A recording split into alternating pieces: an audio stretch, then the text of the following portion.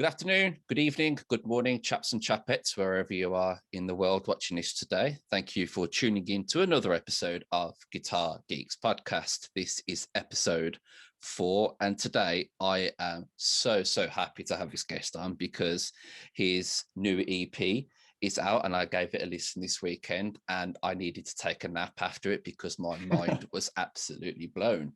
So, John Connearn, welcome to the show. Thank you very much. Yeah, thanks for having me on. So for those of you that don't know who you are you and what do you do?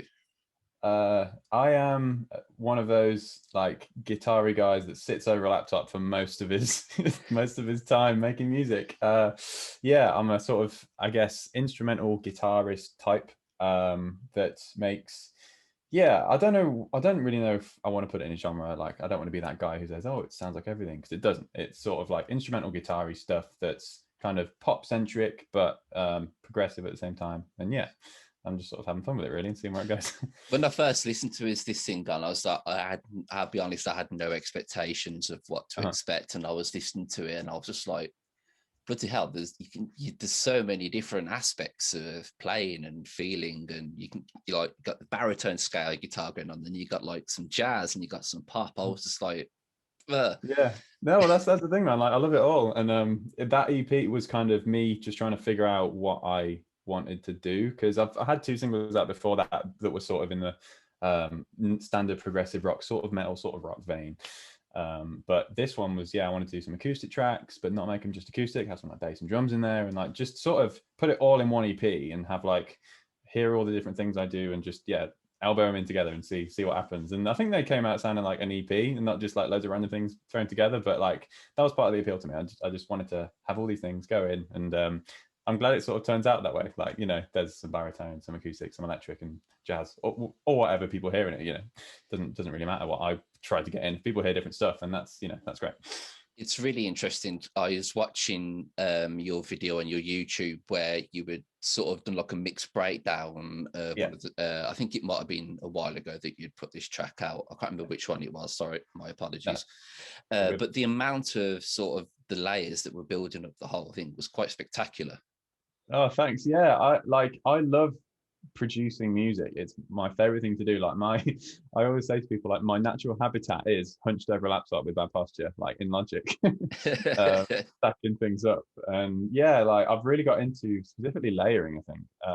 One of the things that was sort of an epiphany in this whole like instrumental guitar thing is not always having a guitar as the main sound. And that was a big thing for me, like layering it up with like a pan flute. I've discovered the pan flute in the last year, and I love a pan flute, which is, I think, comes through listening to like a lot of Pat Metheny and the Pat Metheny group. But the pan flute is just, it's a really cool sound to me, and it's really fun for layering with guitars, and so are loads of synth, like, Moog layers and like stuff like that. I'm just having fun with it. It's good. I am always up for making new music, and like a new patch can sometimes just create a new track, and then you just sort of go down the rabbit hole of like layering it up with things. And so I think the new EP, they're on like 60 tracks a track, but even then, like, I try not to have too many tracks. Like 60 isn't a lot, some people have loads more than that, but I try to be like more efficient and like automate within a track, because or else I just get overwhelmed. But it sounds very dense, the EP, and maybe my next stuff I want to sort of bring it back and do, I don't know, a solo guitar album or something. But like these tracks, I wanted them to be full on. So if you needed a nap, then that's my bad. It's meant in the compliment, don't worry. It's not like, oh, this is really boring. My mind was just blown. But we'll get back onto that in a second. So firstly, who was that person? This is a really boring question, I say this to everyone, but who was that person that you thought, oh, I want to do that, I want to be that person? No, it's a good question. I think it's a super important one. Like, for me, it was my dad, because my mum and dad both play guitar, but they're not guitarists by trade or anything. There's always been acoustics around the house. They never really played electric, so the acoustic guitar was something that's been around for as long as TV, for me.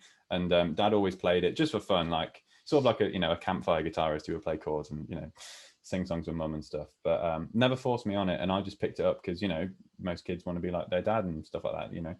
And yeah, I learned chords like that, and eventually it sort of felt like my thing. And then I took a few lessons from some of my friends' parents that play guitar and teachers at school.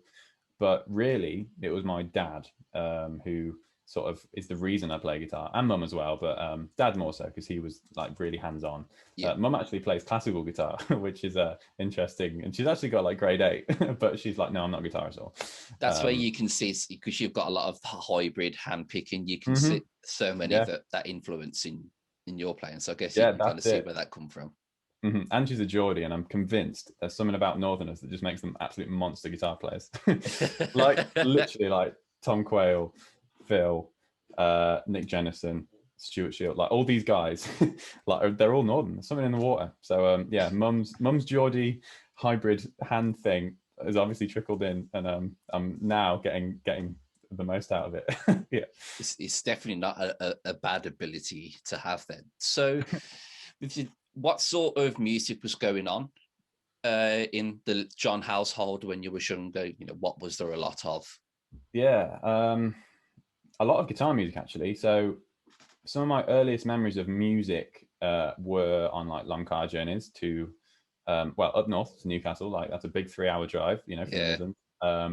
And we'd listen to quite a lot of Dire Straits and Clapton, which is sort of like pop, but it's guitar fronted pop, which isn't really a thing anymore, right? Like the guitar was a really upfront sort of element, and I've always sort of heard the guitar as having that potential instead of, you know, like a wacka wacka player at the back, you know, like it is now, which I still love. But yeah, I've always heard guitar as like a prominent thing. So it was like Clapton, Dire Straits, bit of Sheryl Crow. What else? Thin Lizzy, that was a big one. Mum loved the Thin Lizzy, still does. Think that's really it. Like, yeah, in terms of like guitar stuff, and I can't think of anything more than that. Maybe like there was like a bit of Crowded House, but again, it was mum and dad's music taste more than mine. Like when I found that, I could like now listen to music and find it. I think the first CD I bought was actually it was 2 CDs at once, but I went out looking for Avenged Sevenfold's self-titled album, the white one, which is still one of my favorites, like for so many reasons. Like it's got that sentimental first album thing to it, but that one, it was Disturbed's Asylum, because they were like, I'm pretty sure they were like 2 for 10 quid at HMV, so I got that one. You must have had the Linkin Park like Meteor and Hybrid Theory in there as well, like in this phase of like Scuzz TV, Kerrang TV, like so many of my mates. Scuzz like, TV. Oh, what a throwback. Yeah, like just because I found out so many bands through just flipping through those 2 channels, like Scuzz and Kerrang, like they were right next to each other quite a lot. So yeah, bands like Avenged, Disturbed, and all that sort of like metal, like after Metallica, but before Periphery and that sort of metal thing. Metalcore. Metalcore, right? I guess that's what you call it. Yeah. And like Avenged Sevenfold were huge on me for like the lead thing. And quite a lot of guys in my sort of age range, like bringing solos back. But yeah, and then I got into the whole sort of Periphery, Animals scene. And this is, you know, I'm a teenager at this point. Periphery, Animals, Tesseract, and then more recently, the more sort of fusiony prog like Owain, Pliny. The first thing when I listen to your stuff, the first thing that comes to mind for me is Pliny. That's the first thing I think. Oh, amazing! That's a big compliment, man. Thank you. I think what was more like, I guess, be careful the way this is worded, because bringing it back to the EP, it's sterile, but it's sterile in the way that it's just so clean. Like there's no wasted sort of like motion, and I was really impressed that, you know, sometimes you'll hear like a bit of just that pick coming through, but it's just so clean. It's ridiculous. Thanks, man. Yeah, I think that's from a lot of pop music listening. Like I don't sort of shy away from it, and I'm really like, you know, I love pop music. I'm not going to try and pretend like I don't or anything. And that aesthetic of modern pop has got to be tight. Like, and I think ultimately I'm used to that hi-fi pop production aesthetic where everything's got to be on it, and I think that's sort of translated into my sort of instrumental music guitar writing world, where I need everything to be tight, or else it won't feel right to me. Yeah. I think it's become very much now a modern day musician, whether you're doing it on social media or YouTube or whatever, you need to have that production side of you now. I think as a musician, whereas probably when we were growing up and playing in our bedrooms, you never really needed that now.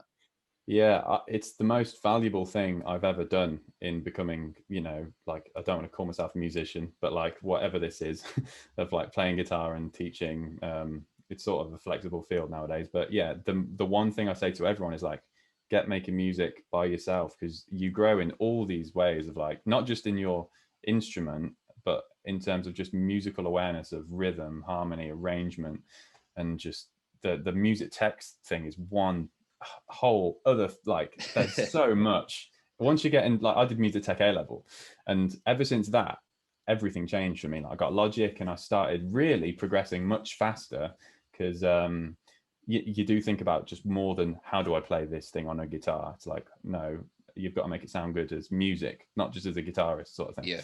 And it was, that was super good for me. So yeah, I think it's a crucial thing nowadays. I mean, especially in a pandemic where we are now. Hopefully back end of it. But yeah, I mean, I had loads of mates who didn't have a sort of setup and weren't sort of minded in the producer sort of way, of now had to find a way, because it's just the best. Well, not, I don't want to say the best, but it's the most common way of being a musician nowadays. Most of it is, sending stuff over WeTransfer and getting all that. Dropbox. yeah, Dropbox, Google Drive. Yeah, I think what's quite difficult now in terms of being a musician is it's so social media driven now. And I think, especially if you're starting off as a young guitarist and you've got to try and build that following, it's become so saturated now, and trying to push yourself into something that's different is where you kind of shine now. And I guess that's where yours comes in, because do you like pop, or fits into pop? Do you like jazz? You got this jazz element, you've got the progressive element. Yeah. So it's quite, I had the band on the other week, Axiom, and they're a progressive 3-piece band, but they've done a jazz, like they've got like a jazz feel to it. And it's quite interesting to see how you've brought all those three, especially the pop elements, into it, because it does make it sound more enjoyable to the ear, if that makes sense. Yeah. Oh, well, I'm glad. First thing. I think with me, with pop, it's not almost like, it's not being cheap, because pop almost has that sort of connotation to it of like instant gratification of like, oh, it's catchy and annoying, it's pop music, you know what I mean? But like, for me, pop is the idiosyncrasies of like melody and the inflections, and like some of my favorite vocal runs and melodies are in pop tracks, because of it's just the human voice characteristic to it. And guys like Pliny, I feel really off, and Wayne actually, the way they treat their lead lines are like vocal lines. You can often sing, that's the cliche thing of, you can sing it, but there's a real nice quality to the human voice that's I try to, I mean, I'm always going to be trying to get better at it, but like really try and emulate. And yeah, I think pop music's great for it. And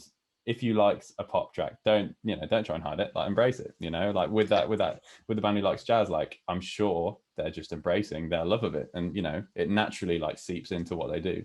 And I think people should, like if everyone follows a trend and tries to have a thing, no one's going to stand that, because they all sound the same. Like if you like something, then just, embrace it, man. And you'll have a thing then ultimately that will be yours, because you're melding all your things together that you enjoy. So I mean, maybe I'll like, I don't know, I might go into didgeridoo phase, and then it'll be didgeridoo instrumental progressive guitar music. But right now it's just broadly pop. When the next track comes out, I'm purposely going to listen out for a didgeridoo now. I'll bury it in the mix.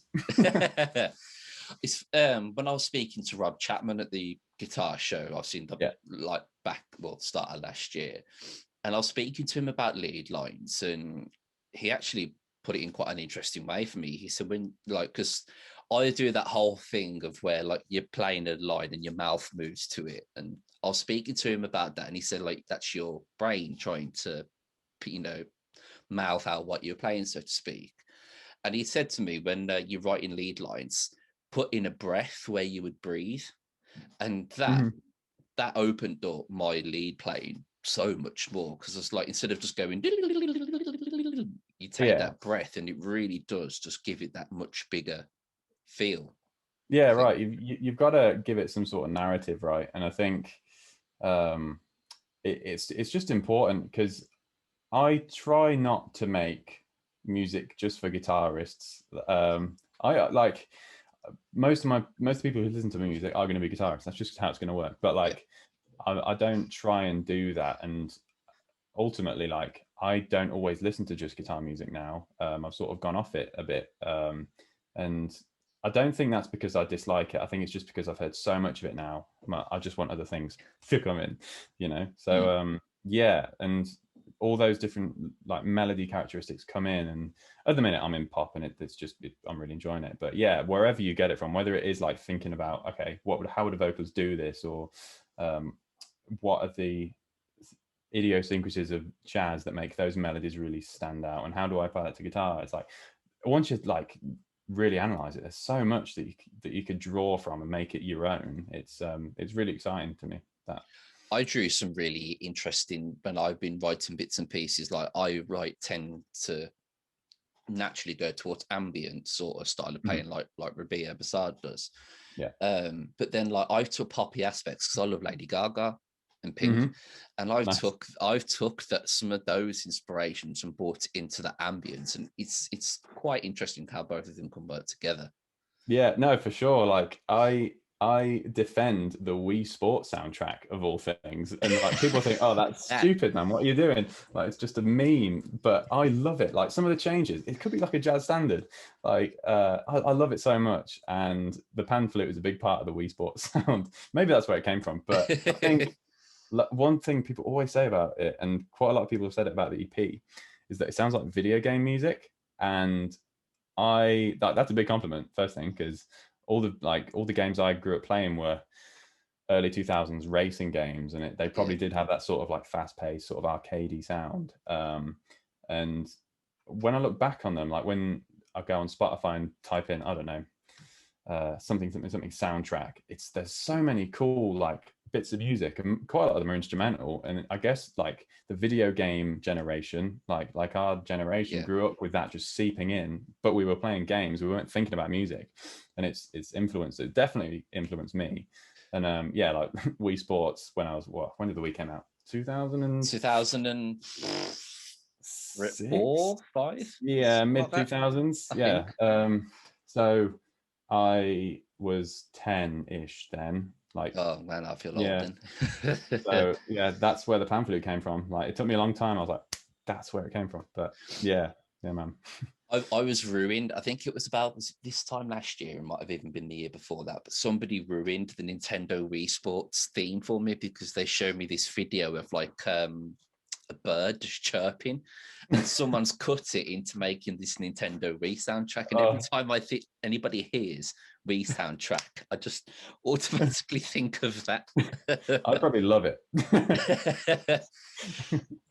So your new EP is Sing On. So I want to kind of break that down a little bit, because obviously we spoke about how many different layers have come into that. Predominantly, I'm assuming that was all neural DSP that was coming through that, mostly. Yeah, all the electrics and, well, the acoustics, I do like to put neural stuff on, but obviously not the amp blocks. It's just the effect stuff and compression. But yeah, all the electrics, neural, and the acoustics on the final track, After All. I think I used it for the like delays and reverbs, because I really like the Pliny effects on that. But it's all neural. Yeah. So would it just kind of like you would just play with an effect, say like the delay and the reverb, and you'll just hit out a random lick? And was that how kind of everything started with that, or did you have this preconceived plan? Do you know what? I think most of them were Instagram demos first, and that may have been because I wanted to promote an idea, or maybe to be honest, I haven't its best about light, so to speak. I think it was different for each one. Because some of them started off as like 10-second riff ideas, some of them were like fully fledged tracks, and some of them were like 2 different tracks that I pieced together and dropped some of the sections from. So like the first track, Distracted, the baritone one, that originally was in, well, not a baritone, but it was like with the low E drop down to B. So that cool sort of periphery tuning, essentially, which is great. And then when you put it on a baritone, it's like drop F sharp and it's super low. So I had this pretty much this whole track in drop B, but then I was like, oh, let's try it in a baritone. And it was so much fun in F sharp, and it was just low enough where it wasn't going to get muddy with some of the voice things. Like any lower, and it probably would. So I was like, cool, let's just commit to that, have a nice baritone sort of thing. Second one, Hold That Thought, started off acoustic, I think. Open tuning, it's like open from low to high as D, A, D, F sharp, A, E. And I love like alternate tunings. They're so much fun. They just like make the guitar feel like a new thing to me. Open C for me. I love open C. Yeah, it's so exciting again. Like there's no rut. So, and it's also like annoying because you can't go back to like a D chord. But so that one came through just an acoustic idea, which I then heard in this poppy electric thing, and wrote that from there. Third one, Early Bird, again, it was an acoustic. Quite a lot of them are acoustic. 9 times out of 10, if I pick up a guitar at home and play, no, probably not 9 times out of 10, 6 out of 10 times I'm playing acoustic, because I just like the sort of immediacy of picking it up and you've got it, instead of like, I don't know, loading up a laptop, getting a neural suite open, or plugging into an amp, you know. And I just like the sort of honesty of an acoustic, and you can really just see if you like an idea or not. So yeah, quite a lot of them came from acoustic, like Early Bird. Oh man, Busy Brain, which was just an absolute stress to do. It's the one that people in the like. title. Yeah, and the changes and everything. I just wanted a manic track, to be honest. More of the progressive, like progressive aggressive sound.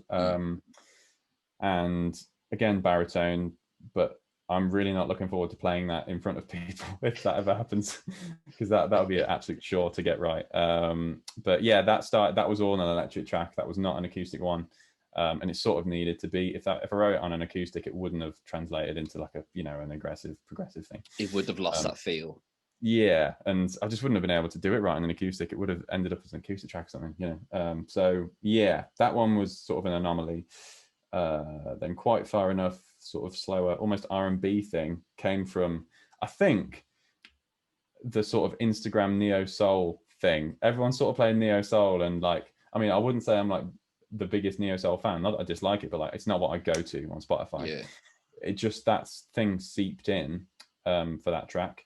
And then the final one, a slow acoustic thing with some orchestral stuff going on. I really like film music, and that final track, I wanted it to be a sort of nice, sentimental, honest, not let down. That's completely the wrong word, but like, you know, a nice coda to the whole thing, where a it's nice not mellow ending sort of thing. Yeah. And so I wanted it to sound like there's a track in the Harry Potter soundtrack by John Williams called Leaving Hogwarts, and it's really, really sort of it's sentimental sounding, and I wanted that feel for the end of the EP, because quite a lot of it's really just full on, and it's, again, loads of dense mixes, and it's very pop and aesthetically like tight and in your face, and I didn't really want that for the final one. I just wanted to sort of chill, thanks for listening, cool, done thing, wind you down. Yeah, literally. Yeah. And like when I sent it to my close mates, like before it was up, they were like, oh, I needed that last track, even though the rest was great. Like, I needed that last one to just sort of, you know, tighten a little bow. And because even I think the EP is only about 20, actually, fun fact, it's 20 minutes and 21 seconds for an EP that came out in 2021. I was pretty chuffed with that. That's quite a nice little yeah. I mean, that was not planned. I found it out actually when I was uploading it. It came up as like 20 minutes 21 seconds. I was like, oh, cool. But yeah, I mean, it's not a long EP, but if people enjoyed that after 20 minutes, it's obviously quite an intense EP. So yeah, I'm kind of glad I added that on the end of it. Yeah, it definitely had a really nice, I would say, an emotional flow to it. It's like there's kind of like peaks and troughs, and then he does let you down quite nice and gently. Yeah, and I've really fallen in love with like solo guitar playing, and guys like Matteo Sasato really changed the way I think about guitar. Instead of it being like rhythm, lead, it's like you can do sort of both.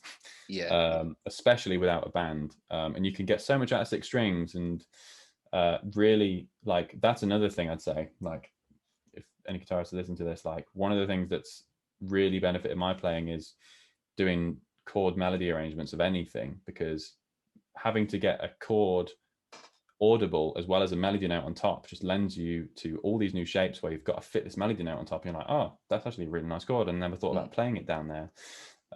So that was great, and quite a lot of them are chord melody things, in terms of like their ideas, and even if they didn't end up as chord melody guitar parts, they all started as that, really. So The fundamentally started as that. yeah, and like I know people always, I think it was Dave Grohl that people say this was about, but when Dave Grohl said, "Oh, if you can't play it on an acoustic, it's not a good track," or something like that. For some reason, for me, there's some sort of parallel. All my favorite ideas I can bring back to a chord melody that I sort of a chord melody part that I started it as. Yeah.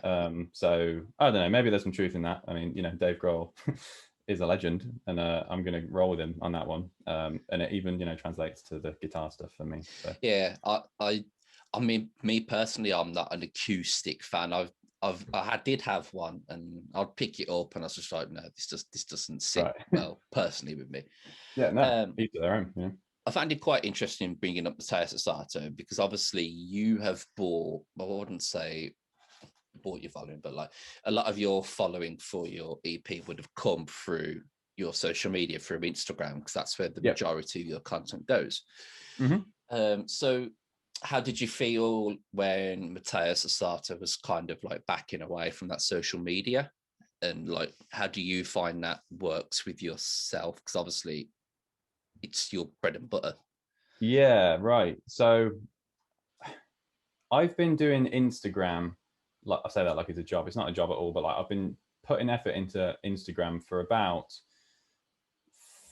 2 or 3 years. I don't know if it's 3 years, maybe just over 3 years now, and it's not in the same way as it is now. Like now, it's like it feels a bit more worky, but before it was like I'm doing this for just Fun. for fun, and there's no like brand association, anything like that. And don't get me wrong, it's still great, and Instagram is the most powerful thing nowadays for guitarists, and YouTube is as well. But for me, Instagram has been, and yeah, there was one stage where I think it got a bit unhealthy, and I was literally just living in between each Instagram post and sort of judging how well I was doing. And I fell into the trap of like, if this doesn't get as many views, I'm not gonna, like I'm not gonna pursue that idea. And even if I didn't think that, because it didn't get the recognition or the likes that the one before did, I was like, nah, it's a crap idea. And that was really sort of bad for me. And like it's I don't want, like, I see other people falling into that trap. Like when they get a bit more momentum on Instagram, they start overthinking their posts, and it's like, no, no, no, no, no. You got that sort of momentum through doing your thing in the first place. Like, Yeah. ultimately, like just keep doing your thing. And now I've sort of gone all the way back to the start, where I'm posting everything on my EP, and even though it's different styles, if I post an acoustic thing one week and then an electric thing the next week, there may be completely different crowds of people who like each one and don't like the other, but that's fine. Because this whole EP is supposed to be, here's everything I do, and I'm proud of it all. Not in a sort of prideful way, but I genuinely think I'm not embarrassed to put it out. Yeah. I'm not insecure about it. So I just want people to hear it, and I don't really care if it gets loads of views or little views. So now I'm just about being honest on social media. So with the whole Mateus thing, I think obviously he's one of my favorite guitarists, hands down, and he probably is the most popular Instagram guitarist. I say is, but he, in terms Yeah. of followers and just being a Instagram, well, I don't want to call him an Instagram guitarist, because he gigs in the real world, and he does more than just post videos on Instagram. But Instagram was his vehicle for getting that success, I guess. It was his platform, so to speak. Yeah, right. And even when it was 15 seconds and stuff, he was one of the first guys. But yeah, he literally had it. He was at the top of the game, and it still wasn't fulfilling him. And I don't, I think Mateus has got his head screwed on. I don't think he was looking to Instagram for that. I think he just needed a break from it because it's not the be all and end all for being a musician. It obviously shouldn't be. I think people have just got to do their thing and use it healthily. I mean, I really hope Mateus Sato is all right and that he's doing okay, and that whatever he was, battling with is resolving itself. But the Instagram thing is a really tricky thing to sort of negotiate, and especially with like moving algorithms and everything, like I feel like the algorithm is it's such a difficult game to even sort of analyze, isn't it? Yeah, and you could be putting so much effort into one thing and then it all shifts underneath your feet, and it's like, so now, like with all my friends and stuff, like, because they're all doing great on Instagram as well, we all sort of build each other up and share each other's posts, and it's really nice. To be fair, that is one of my favorite things about Instagram. Like the reshare community is just solid. Absolutely.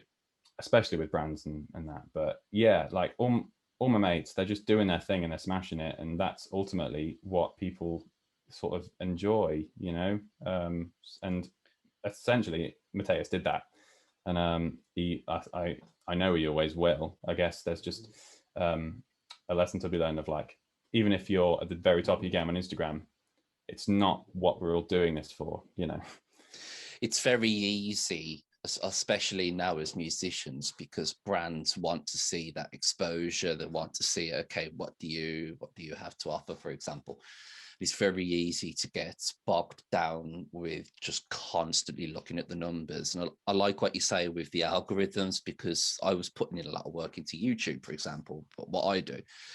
And then all of a sudden, like about a month ago, these YouTube shorts come in, and I can literally just set my phone up, do a really low effort 60-second video, and it will just, the views will just go skyrocket up wherever. You can sit there for a day. Okay, let's record this, put it together, and you get X amount of views. And yeah, it becomes so, I would say, frustrating just looking at those numbers and thinking, why am I putting so much effort in when I can just do this? It kills the enjoyment, so to speak. It does, and it's really annoying because, like, I can tell that, when we speak, we can tell that we're really passionate about what we do, and it's like, it's so annoying that we still feel like numbers determine how good it is, and it's kind of, it's really frustrating because, if loads of people like it, why would it not be good? People are liking it, but that's why we fall into the trap. Oh, loads of people are liking it, so I must have something here. And it's a very easy thing to do. I still do it. I'm always going to do it. If people like a video, I'm still going to think, oh, that's a good idea, I'm going to bank that one. But it's just, yes, I think it's just, I mean, I'm not what's the word, like a monk on social media wiseness or wokeness or anything, but like for me at least, I've just got to always remind myself, like, just keep on doing your thing and don't care about the numbers, because ultimately, like you did, I was doing my thing anyway and it worked. I'm just like that. Ultimately, if I enjoy what I'm doing, I think I'm going to do it well, and that's the best shot I've got. So I think if anyone does that, that's going to work. It could. I guess it's very similar to those people that are, I would say, being paid to show products off in like something that's naturally bad, but try and find something good about it, and they're being paid to do it. You can tell that there's not necessarily that enjoyment out of it, I would say. Yeah, the whole brand thing is a bit of a bizarre one. I mean, all the brands that I endorse, I love using. Like, I'm very lucky in that sense. I've never had an awkward brand negotiation where I'm like, oh, don't really want to do this.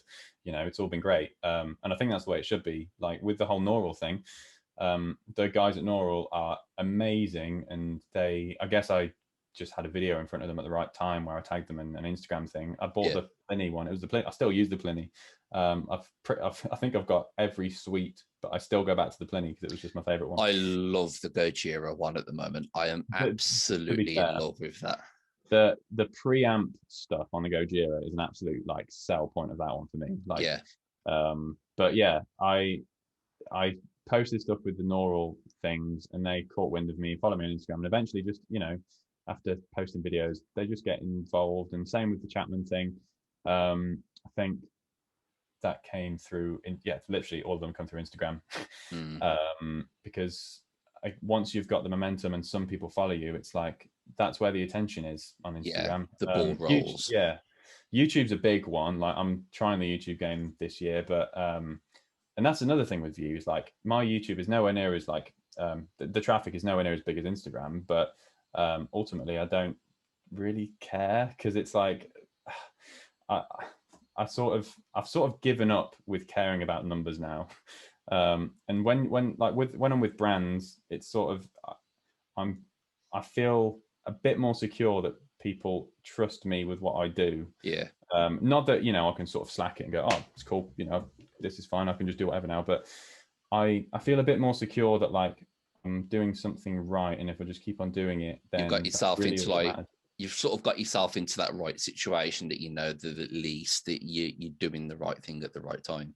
Yeah, and I'm trying to just make it all work. And I feel like if I don't get as many views on my YouTube, that's fine. It will just grow if I keep on going, and brands like, well, to be honest, all the brands that I'm involved with, every single one of them are supportive of people, whether they have 2 followers or 2,000 followers, 20,000. Like if they see a absolutely amazing guy, like or girl, just absolutely killing it on Instagram, like they will share it, and it's great to see. Like Instagram is brilliant for that. YouTube, obviously, it's harder to share things, but Instagram it's one of my favorite communities. Like the whole guitar community on Instagram is really tight knit, I feel, because of Instagram. Absolutely. And it wasn't that tight knit before Instagram. Yeah, I mean, obviously that's how I came across you, and obviously I came across Phil at the UK Guitar Show, and just getting so many involved with these brands. Like I've become involved with like working with Redbeard, Richter Straps, Hawk Picks. I mean, I've got 2 Chapmans, possibly another one coming. Using is that a bigger baritone back there? Yes, it is. Yeah, I've got the beer baritone, and I've got the ML1 beer here. As you can see, nice. Yeah, right there. I was noodling about while I was setting up. Cool. And it's just great to see a community where they actually kind of stick up for each other and they will support each other. And you don't get that with YouTube, I feel. Yeah, YouTube's, I don't know. I mean, I'm not in the YouTube game really. I haven't really experienced it, but yeah, I mean, you tell me, how's the YouTube game different to Instagram from someone who's more in the YouTube game? I've had my YouTube for 10 years. Right. Give or take, probably longer than that when YouTube first started. And to be fair, like I'm not one of these people that does product demos. I'm not one of these people that, will get a product and we'll go, okay, this is it for a Kemper, this is it for a amp, blah, blah, blah. I purely just do guitar covers. That's my thing. That's what I do. That's what I enjoy. Sure. And I have found that the biggest, I wouldn't say it's a killer, but the biggest problem is getting around sometimes is copywriting. Yeah. I always find that if there's just one chord in there or anything like that, and as soon as they're on it, your video's taken down and it's just like, oh, okay. Whereas Instagram, I feel like it's a bit more, I would say, creative freedom. You can kind of get away with posting what you want 99% of the time. And like you say, with the YouTube thing and the views, where like some of my views have got 40, 50, 60 views. And then I've got one, which is, this is what really frustrated me. I've recorded it about 11 o'clock at night. And I was fiddling about with the Nolly plugin because I had figured out how to do stereo rig through like using the internal loop back on the interface. So I was fiddling about with Nolly and I made his preset and I was quickly record something. So I'd stuck my phone up there, record that, uploaded it, and it's shot up to like 16,000 views. And I'm like, this was a quick 5-minute thing. And then something else that I spent a full day doing. Yeah. It's got like 40 views. And I'm just like, really? Yeah, no, but that's the thing, man. Like if you overthink it, it never works. All my, I don't want to say like all my best videos, but like all the ones that I've done the best in terms of statistics have been the most spontaneous. Like it's just the way it is. I think the more you overthink it, the less healthy your relationship's going to be with it, and the less you're going to post. Like all the people who are killing it on Instagram, like I love Ollie Steele. Ollie Steele's Instagram, man, is so good, because he'll be posting like a proper, like, you know, great looking Jam Track Central vid, and it's like, oh man, this content is top notch quality, and then it'll be like a meme, and it's like, I love it so much. I love like, Devin Townsend for that. Devin Townsend is just brilliant. And like those guys, they don't need to prove anything to anyone. Like they've got it down. And that's where I think it should, that's what Instagram should be. Like that's what Instagram was when I got it. It was people uploading pictures of their food and like stupid things. Memes. Yeah.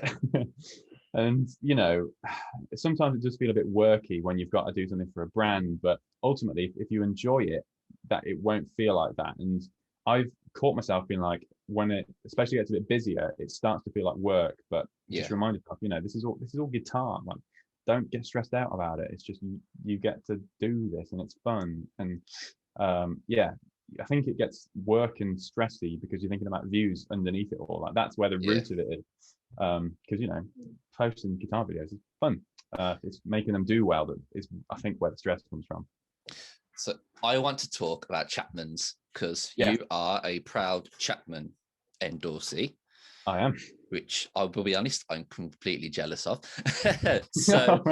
So what's your go-to Chapman's? What have you got in your arsenal? What are you playing? Is there anything that you've done to them to modify them, you know? Good question. Is this being filmed as a podcast, or is it going? Yes, cool. So it'll be worthwhile doing this then. My go-to ML3 tradish. Yeah, ML3 traditional. Just like as soon as I first saw it, I can't remember when this first came out. Years ago. That was the 2013-14 run. Yeah, I want to say like I think I was leaving school when this came out, and I'm 24 now. It's probably about the same year as my ML1, I'd imagine. Yeah, it was like, I feel like I've got used to this like color palette for a long time, and it still has something internally that's like, I need that. So when I started with Chapman, it was 2020, like September 2020, and they sent me the ML1 Pro Traditional. Oh, I love that. Which was always the one that like I wanted, because there's something about the like forgetting the pure whole white. Yeah, the pure white, and like something about this gap of the pickups made it look really special to me. Like Strats don't have that, and it was like, oh, it looks really cool. And I hadn't really had an SSS, so 3 single coils, lots of fun, and especially on 2 and 4. I love that sort of sound, even though people think it's tacky and 80s. I love it. Okay, I like it. And a bar that isn't like a Floyd. I did have a bar with a Floyd years ago, and it just put me off. So having a decent trem that I can do stuff with, I'm not a dive bomb player or anything, but like just a bit of it is fun. And yeah, super solid guitar. Gig with it. I say gig with it loads. I got a few gigs out of it before we all went indoors. But yeah, got a few gig miles on it, and it's great, super solid. And I love, like, they're both satin, obviously, so getting the wear on them, they'll just look better over time. Yeah, the amount of wear that this one started to get is just insane. I love it. What I like about Chapman's is that they're that like tried and tested design of like these models that just work, but they're modern spec, so you not feel like you're lacking in anything. So like S-type, T-type, and then the beer baritone, which you've got as well, but I'll get for the sake of... Mine's different to yours, I will be honest. Oh, okay. Mine, I'll get mine. I think we have different, I believe we have different ones. Oh, you've got the newer one.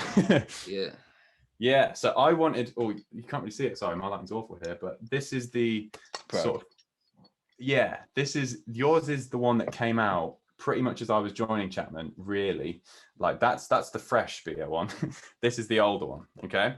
For people watching. And this was just like you can't really see the colours, but it was the wood combinations and that finish that just made me want this. I think I like the sort of darker cherry thing of this, because that one was coming out. But again, just like the ML3 Pro Traditional, I got used to seeing this first, and B, I played this one for ages. Yeah. And yeah, I just got used to this, and the hip shot hardware and all that. It just like, I felt like I wanted that one, and I wasn't used to that one when it came out. So I was like, no, I really want this one, even though this was, you know, getting replaced by that one. When I was at the guitar show last year, they had the original prototype for this, and I picked it up. Yeah, and I've got a £3,000 ESP custom shop there, and I have to say this neck outplays it absolutely. It's just they are sublime. This baritone, I do have a Squire, like, you know, the ones that all the baritone people like, the Squire baritone. This was my first baritone, but it's quite exhausting to play. The action's really high and it feels like a big Fender thing, but this like, again, necks, it's just so easy. It doesn't feel like a baritone at all, which do you find, because I thought when I won't bother delving into the story of Bea sending me this, because that's the story for another day, but I found when I thought I got a baritone, because I hadn't played one before apart from just picking one up in like guitar and having to go at one. I wasn't sure how it would be. I find going from this to my ML1 is a much harder adjustment than it is from going from the ML1 to the baritone. Do you find that, or is it just me? How is it harder for you? Well, I've kind of got, I've been playing this so much since I've got it, it's ridiculous. But like, I'll find I've gotten used to this, you know, the extra spacing and the extra scale length. And then I see, right. When I go to pick up the ML1, I just feel like, you know, the frets at the top are like the ones down here. I feel like it's very condensed, if that makes sense. Yeah, no, I know what you mean. There is a slight difference. I think I've never had to go between them that quickly. I think like when I was recording the EP, I'd do them sort of track by track, and I'd sort of have periods using the ML3 for a couple of weeks, get used to that, and then I'll do the baritone tracks. And I've never, like, maybe on a gig when that happens, I'll go between. I'll be like, oh, sort of got to think about this now. But yeah, I don't know. There's definitely a difference, right? But for me, it's not like, oh, I don't know what I'm doing. It's not that not that I don't know what I'm doing. It's like I'll just pick it up and like I've been like learning Aggie bass and, you know, the drop A sort of stuff from Tosca, and like, so I've been playing that, and then the one at the moment that's really effing with my head is silo. I've been trying to get that hybrid picky bit down. So I've been playing through Abba Mason this morning, and then I picked up the ML1, and I was just like, wow, I forgot how small this feels. It's like going from playing a guitar to a ukulele. It's so weird. Do you know the scale length on the ML1? It's 24, I think, 24 and a half, right. I think. Okay. Yeah. I mean, it's got to be a scale length thing, right? Because I don't know what else it would be. That's what it is. I should know way more about this. It is the scale length that I just get used to, because obviously the frets don't really make obviously any much of a difference. It's purely the scale length, and it just like, I feel like, whoa, I can do big stretches on this, so it just feels really bizarre. Like if I played my Bea baritone and my Squire baritone, that's where I'd feel more of a difference between my, even any of my Chapmans, the baritones or none. I feel like the Chapmans feel very cohesive. They still feel like the same sort of brand, which is good. Like any good brand does, really. Like all Gibsons sort of feel the same with Fenders or anything. But I think ultimately, like, I know what I like, you know what you like, and like if you have that in a guitar, that's ultimately what you're going to get drawn to. And like the Chapmans like were different from what I was playing before when I joined them. Like I was playing a PRS S2 Vela, and I still love that guitar. It's a great guitar. But the Chapmans sort of had this extra traditional yet modern thing that I hadn't got. I wasn't used to when I first played them, but now it's like that's where home base is for me. And that's ultimately what I like now. So in all fairness, sorry to cut you up. No, go for it. First thing like I always pick up when I write is that ML1. Every time that is the very first guitar I pick up, and I mean, make no bones about it. It's the cheapest guitar out of all the ones I own, but it's like you say, it's home. It just feels like, this is what I'm used to. This is what I. And I guess like I see in all pretty much most of your videos is the ML1 traditional. Yeah, the ML1 is, to be fair, that's the one I use a lot for recording, but if I had to have a desert island one, funnily enough, I would take the ML3. because it's I feel like tellies can do more. I mean, legally I should say T-type, shouldn't I? Yes. T-type should do more. We should point out all of the guitar brands are available. Yeah. I don't know, since I got the ML3, like I then understood why people like telly so much, T-type so much, because I feel like each position on a T-type can do like you can do a lot with those three, but with a S-type you can't. Like some of them are better than others, but on a T-type every single one is great at something, and you can like do most gigs on a T-type, but you can't do every gig on an S-type. So yeah, I don't know, I love the bar on the ML1. I think that's why like quite a lot of my recent videos have all been with the ML1, thinking about it. But yeah, most of the EP is, I'm trying to think, I think most of the EP is on the ML3, like rhythm guitars and leads. But yeah, I've really gotten into the sort of Stratty 80s thing with the unnecessary whammy bar usage. So the next set of tracks will probably be a lot more like single coil ML1 focused, but there's quite a bit of that on the EP. And one of the big guys who made me want the ML1 as well was Nick Johnson, who's a big single coil guy, right? And I just love that sound, and he's a very creative instrumental guitarist who definitely has his own thing.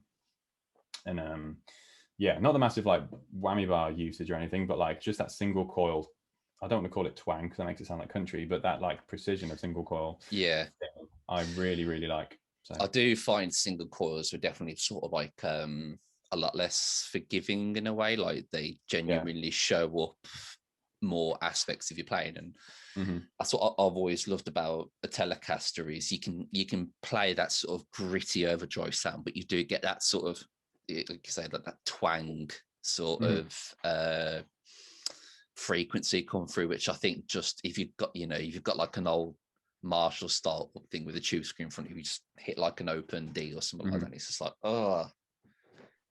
instant burn. The bridge pickup on a T-type is my favorite sound at the minute. Like it's an addictive thing. Like I would never play a clean tone on a bridge pickup on anything other than a telly now. It's like, right, I need a clean tone, but I need a bridge sound telly. Cool. Like Strat or, Strat Les Paul, any of those, any of the above on a bridge pickup clean tone, it's like, nah. But on a T-type, it's like, it just works. Like even up to the super like Gojira levels of distortion, it still sounds great. There's just something about it. Yeah. So, but interesting that I'll come to a question towards the end of the segment. You've kind of already answered it, but we'll get there in the end. So is it on yet? So sorry, is this in gone? Sorry, completely got that wrong. Yeah, it's a weird name, by the way. I should probably say that. I think I thought of that name for a few reasons. Number one, it's like I hadn't put an EP out at that point, so it was my first sort of introduction to what my thing, whatever that is, sounded like. So it's sort of like, is this thing on mic check sort of thing. That's where the name comes from, and also because it's like funny, isn't it?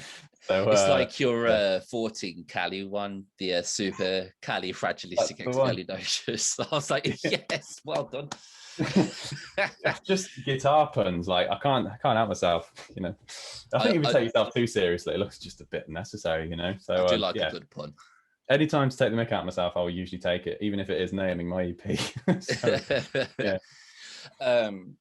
So the question I was actually going to ask was, did you find that there was a go-to effect that you was using on the EP? Like, right, I need to have this, a fundamental effect. On guitars or just in general? In general. The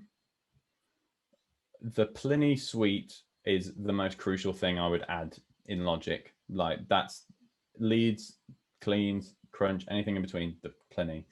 And to be honest, I probably could have just got by with that, but like my Desert Island, if I had to do like 5 Desert Island inserts in Logic, it would be the Pliny, Neural DSP, FabFilter Pro Q2 EQ, haven't upgraded to the Pro Q3 because I don't know, I just don't need to at the minute, and it does the job. And I think I was scared that it would take all my EQ moves out and I have to like mix my EP again. Pro Q2 fab filter. The Waves R comp, so the Renaissance compressor, just like a solid compressor. Like the Logic one's fine, but I wanted something a bit more like, I don't know, intentional sounding. And it's great. It's nice and simple. Like all these are really simple. Then the Joey Sturgis side widener. Have you ever seen that plugin before? I have not, no. No, that's a great one. So I really like slapping that on the main guitar line, so it's got a stereo feel to it, even though you can put like rhythms left and right. When I was doing the leads, I was like, it needs something else. And this side widener plugin is essentially just a widener plugin. Literally got two knobs. It's got like a essentially like a frequency dial and how wide it is. I should probably read the manual, but that's what it feels like to me. And I set it how I want, and that it just goes on every single lead channel. So whatever is the focal point has a stereo image, and that's only something that I would notice, I think, but it gives me that peace of mind at night, knowing that it's on there. So that's it's your comfort blanket, so to speak. Yeah. And I do notice when I take it off, I'm like, it doesn't feel right, and it's usually something like that. And then I don't know, one more would probably be, maybe there isn't another one. Maybe that's it. Parallax, the bass plugin. A big thing for me was like having fun bass parts. The last year or so, I've been really into more bassists than guitarists. Jacob Umansky, Intervals is like one of my absolute favorites. He's really cool. I mean, I love Intervals, so I come across him through that. And the way he sort of plays around lead lines on bass was really fun for me. And I can't play like him at all, but I did do bass last for this. It was right after all the lead guitars, because I wanted to sort of play off all the lead elements. And I love hearing like in Dirty Loops, like Hendrik Linder, when he puts in cool slap and pops and all that sort of thing. And it just adds this like vibrancy to the arrangement. And I really enjoy that sort of bass flamboyance, popping in and out of all these different accents. Parallax was big in that. Literally the gain is on 0, and in Parallax it just adds that sort of harmonic stuff up to the top end and makes it not clean. That sort of, it's definitely not distorted, but it's not clean either. It's that, so Parallax was a big one. That was on everything. And that's really it. The rest of it is just Logic sounds that I've basically tweaked presets and got some pads and stuff that were pretty much on every session. I wanted to make it a thing where it sounded like an EP, so even the acoustic ones had some similar layers on, so that it sounded like a coherent sort of body of work. And they're just like, do you use Logic? I do, yes. So the ES2 and the retro synth, and there's a synth called Nexus, which is where the pan flute comes from. It's got a really good pan flute sample, and they're like, I sort of early on, I pretty much mixed a whole track, and I was like, right, this sounds cool. Let's bring this set of layers into all of them, and then I did it that way really, and built it up gradually. But yeah, those are the main things that built up the EP. Maybe the next set of tracks will be different plugins completely and completely different workflow. But for me, those are the things that I found like. I was going through the EP like, yeah, this is definitely a crucial thing. Like, and that they were the most common things. That's good. So are you getting a quad cortex when they come out?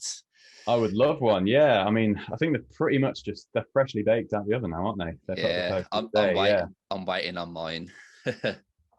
And yeah, I've put in the artist form order, so I'm waiting. Yeah. But I mean, I'm not, I don't mind waiting, like they've taken their time on it, and so they should. It sounds great. They've really knocked it out of the park from what I've heard and from what I've seen people say and all that. Like, and just you can tell, like you have some neural plugins. Those plugins are so top notch. When they do hardware, it's going to be the same, and so yeah, I'm very, very excited about Quad Cortex. I mean, my sort of main thing was a Kemper, and I was chatting to Rabia last year, and I said, like, I've seen the neural stuff was on sale, and I was like, I'll give one a try. Mm-hmm. And I spoke to Rabia, and I was like, okay, which one should I try? And he's like, what sort of stuff do you play? And I was like, Tosca, metal, blah, blah, blah, blah, blah. And he was like, go for the Nolly one. So I was like, okay. So I downloaded the Nolly one. I was like, I'll fork out for it. I'll just buy it. And then within 15, 20 minutes, I was just hooked. And now pretty much whenever I write anything, it's always straight into either like Nolly, and I use the effects loop on the Abassi. I tend to use personally. But so like I said earlier, I love the Gojira one at the moment. And what I found quite useful is using the baritone and then drop tuning using the like the whammy sort of thing, and then just going like to a drop G or God knows what else. You can get some really interesting sounds out of it. Oh, they're so flexible. Like I said earlier, like you can put them on acoustics. Like they are essentially like big channel strips. Those things. Yeah, they're a full rig. Like like once you because you can bypass the whole amp thing, like double click it. It's like cool. I've got a solid like compression drive cab if I want it. I don't know why I would turn that off as well. EQ and then some effects that are like these top quality effects. It's like they're so good. Flexible. Yeah, they're not even like they don't even have to be for guitarists. Like they're so good, and they have these amazing amp blocks in them. But I think the bass tone, actually thinking about it, was a mixture of the Corey Wong plugin for the DI console, because that was the first one really that had a DI console in it. So I sort of treated the DI that way and then put it through Parallax. So yeah, I literally just go into a Focusrite Scarlett and then into like Logic for all this. So I do it all in the box, and having that like gear in the box that sounds like stuff out the box is so flexible, and it's literally just 2 inserts in Logic. It's so good. Pretty brilliant. Yeah.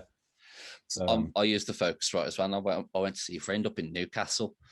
There you go. And I just took my laptop, I took my interface and my guitar, and that was all I needed. You know, so like he was running through his amp and I plugged my laptop into his speakers, and that was it. It was just great. Yeah, I think I'm part of the generation that have played through digital more than they have analog, or like through some sort of amps in more than they have an actual amp. The first amp I got was with my Squier Strat, and it was like a Fender, like what you get in a deal sort of thing. Yeah, like the little Fender Champion or somewhere like these. Literally. And I can remember it fell over. Maybe I knocked it over with the lead in it, and it just broke. And then I was playing through like a keyboard amp. This is a bit of a tangent, but bear with me. Then I was playing through a keyboard amp. Didn't have any distort. It was literally just something that could amplify a keyboard, which was awful. And then I had like a Boss. I don't know whether you've played the Super Overdrive pedal. It's like the normal overdrive. Yes, SD1. I think so. Yeah, they're I can't remember. Brilliant pedals they are. Into a keyboard amp. So that was my rig. And then I had, I went through the whole Line 6 pod thing. I had the pod HD. I was about to say, did you have a pod?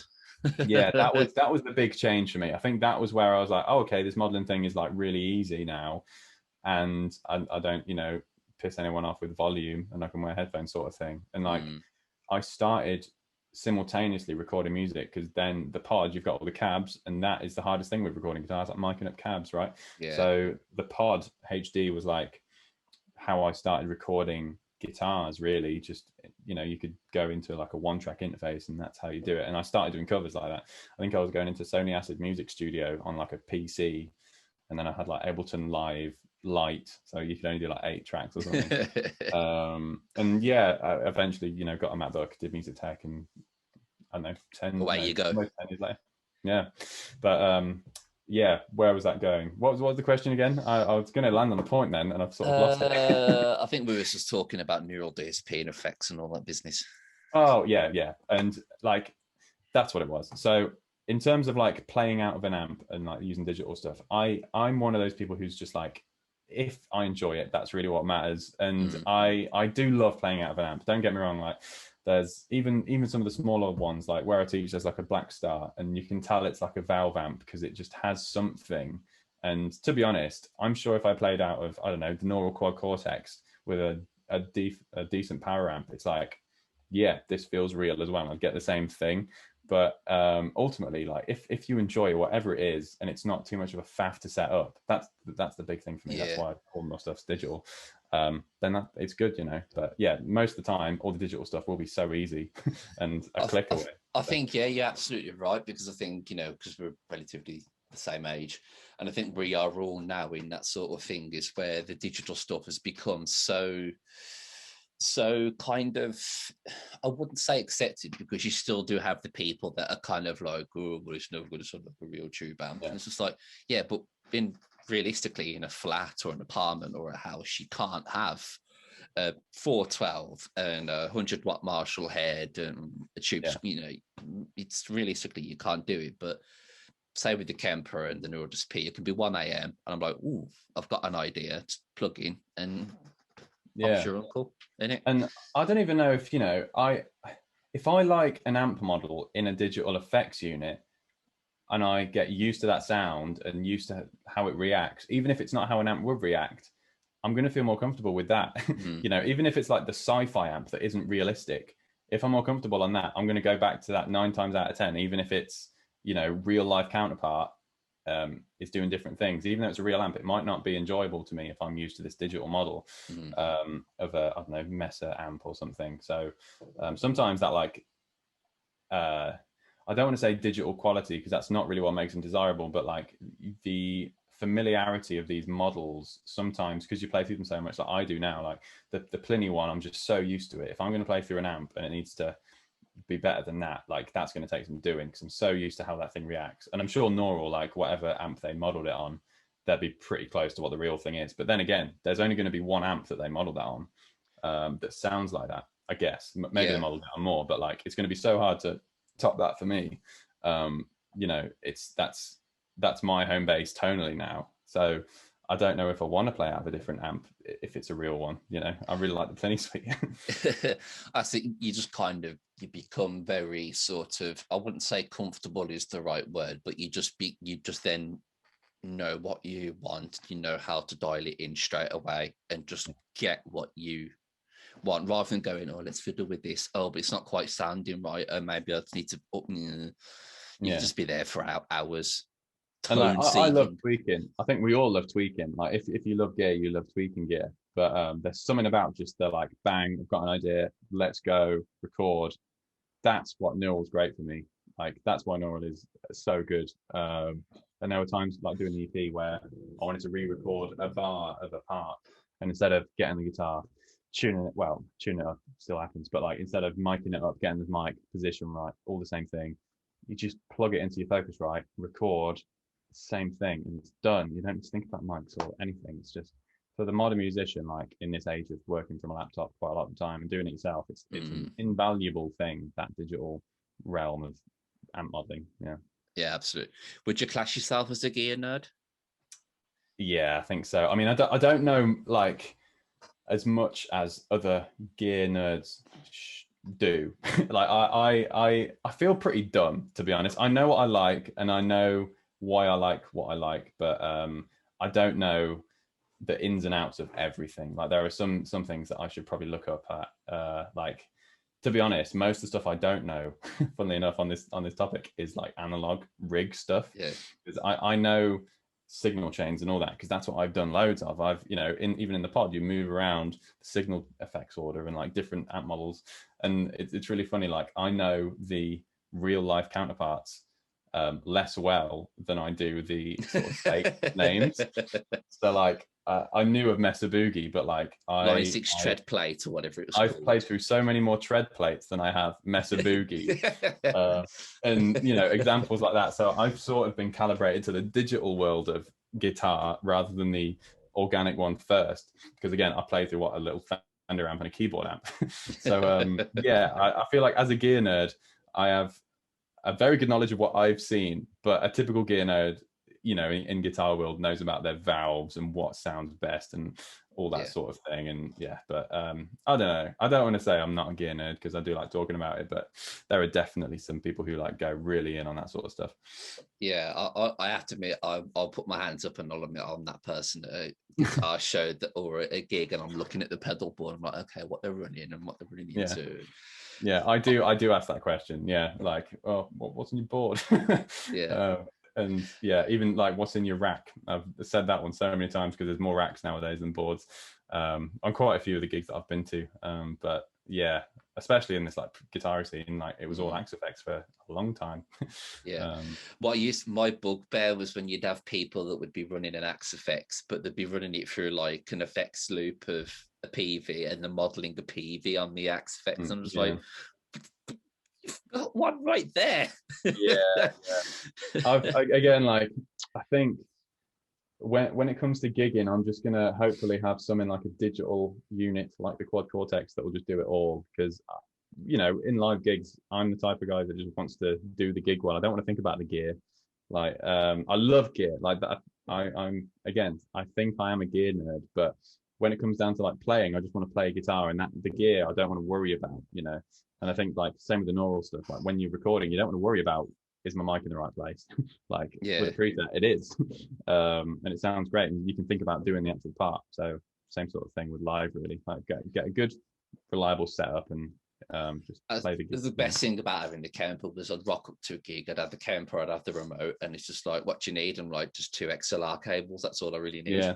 Yeah, sound engineers love it. I had a pod on my board for years, and just a power amp and a cam for like my own monitor, really. Originally, that's what I used to use as an old pod X3 Live, I think it was. Or Live, I had one of them. I was just like XLR cable. That's all I really need. Just took up so little space, and stick it in your bag. It was great. And then I obviously moved up to the camper, and that's when I realized, like, oh, this is a lot better. It's going to be the same with the Quad Cortex. This is going to be like 2 XLRs. Thank you very much, stereo. Happy days. No, I'm very excited, and I'm sure they'll be all over the place when gigs start popping up. Like they've sort of come out at the perfect time for people to start thinking about their live rigs again. So I imagine you play the same. You play places like Adam and Eve, the Flapper when it was. The Flapper. To be fair, I haven't actually had a band gig on my solo stuff, but like when I was in a band and we played all those sort of size venues. And I do miss. I just miss gigging, man. So I'm sure everyone does. I think we all do. Yeah, I can't wait to be back in it. And hopefully I'll have a bit of momentum to, like, I don't know, put a gig on with all this like of my stuff. It's something I'm really looking forward to, and like I'm enjoying thinking about. And I'll be there. I just want to get out there. Hey, nice. you got one person coming at least. Right, somewhere it's sort of like time constraints, so we'll start to wrap it up. So on the podcast, I have this segment where I ask the same questions to all the guests, and it's so we have some familiarity. So we've kind of touched on this first one. So it's a desert island rig. However, you're taking one guitar, one pedal, and one amp. What are you taking with you? Do I have to own these? No. Okay. You can pick whatever you want. Money is no object. What about fiction?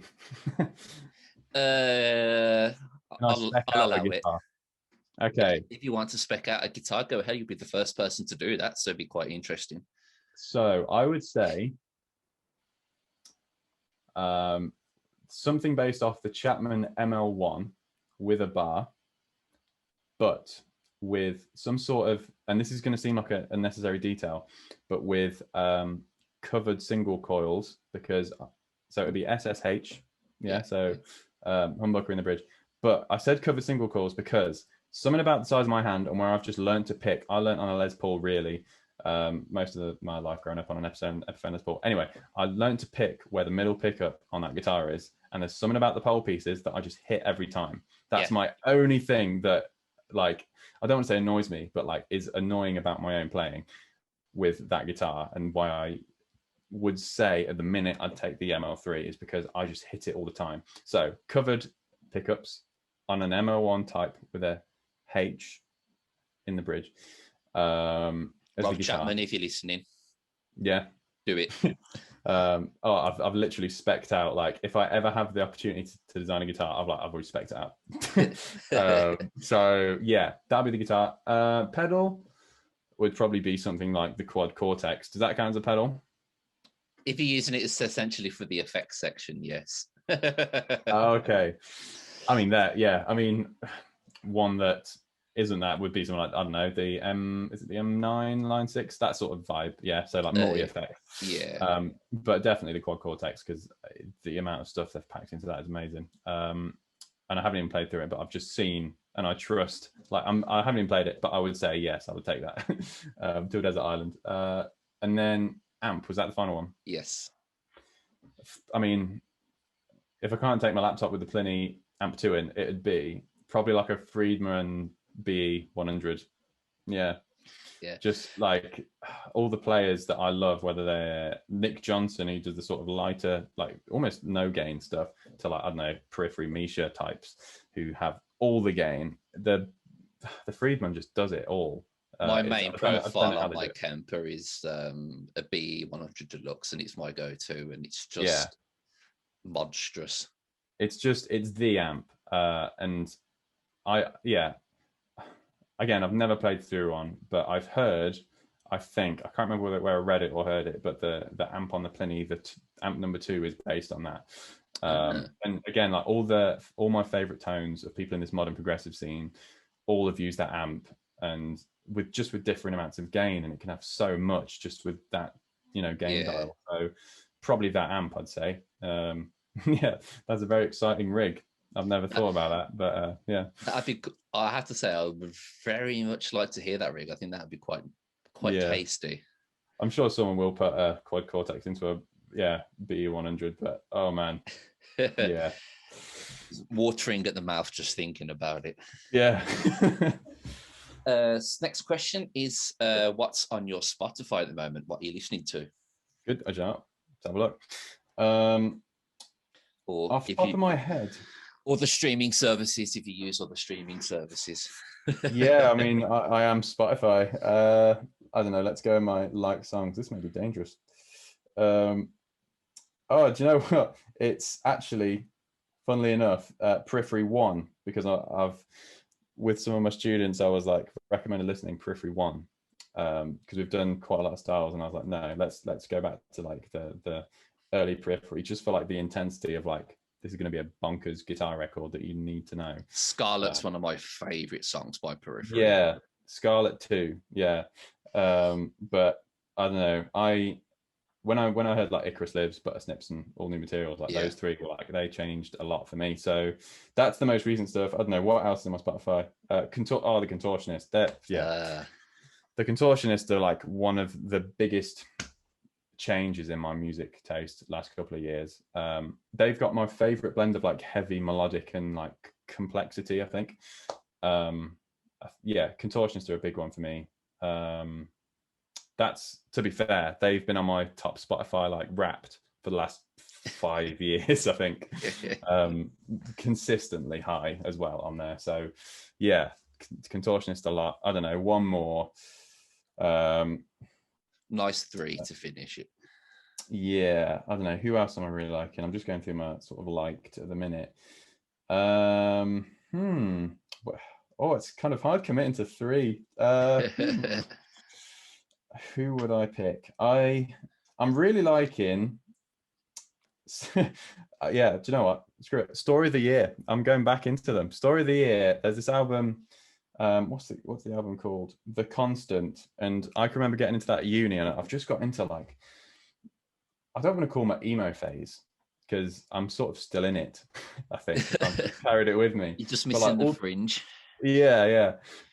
All those bands I've got back into, like, and I love it. I don't even care. Like, I really like instrumental progressive music, but then again, I just want that angst. And My Chemical Romance, Fall Out Boy, Panic at Disco. Story of the Year have got this like heaviness to them that I really like at the minute. So Story of the Year. What was that? Contortionist, Story of the Year, and did I say another one? What was it? I forgot. Whatever it was. Yeah. So that's, again, it changes day by day, but right now, that's what I'm feeling. Awesome. And last of all, where can people find out more about you? They can find more. Well, like you said, I post practically everything on my Instagram, which is just my name, John Connearn, CONNEARN. And I'm on Twitter, Facebook, YouTube, Spotify, but yeah, Instagram's like where I post most stuff. So yeah, my Instagram. That's the best place. Awesome. Well, for the listeners, all the links will be down in the description box below, so you can make sure you go out and check John out, drop him a little follow, share his material, and make sure you listen to his new EP. Is this thing on? So, John, thank you very much for joining us on the podcast today. It's been an absolute delight and an absolute pleasure. Yeah, thanks, man. I've had a great time. It's been good to chat about literally so many things. So, everything. Yeah, man. Thank you. Yeah. So thank you very much. And for everybody listening, thank you very much for tuning in to this episode. And until the next time, we shall see you again very soon. Thank you.